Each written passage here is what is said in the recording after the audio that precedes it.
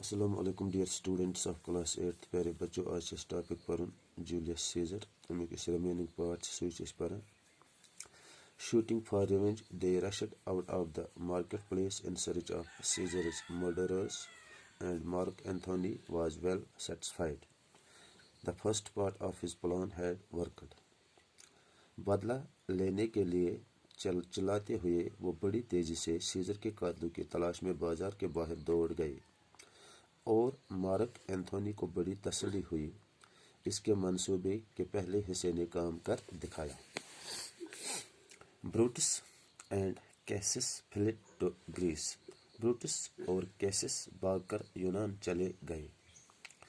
About a year later they were camped with their army at Sardis, and Antony along with Octavius, another friend of Caesar, with their army were near the town of Philippi, some miles away.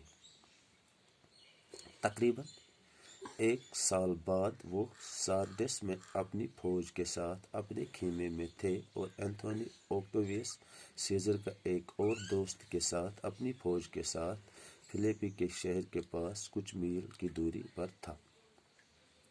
During that year, Brutus had become an unhappy, bitter man.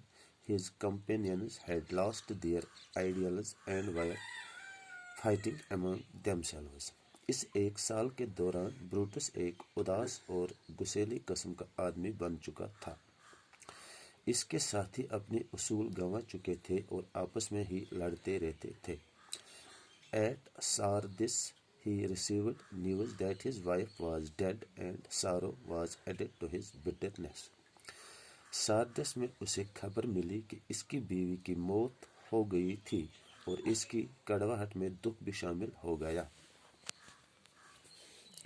Brutus wanted to march to Philippi and attack Mark Antony there, but Cassius was against it.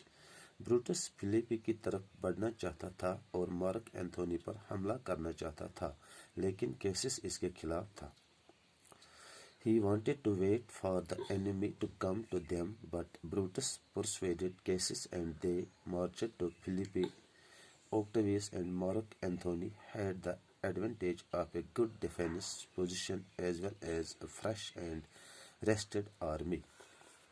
وہ اس بات کا انتظار کرنا چاہتا تھا کہ دشمن خود ان کے پاس چل کر آئے لیکن بروٹس نے کیسس کو منا لیا اور وہ فلیپی کے لیے کوچ کر گئے.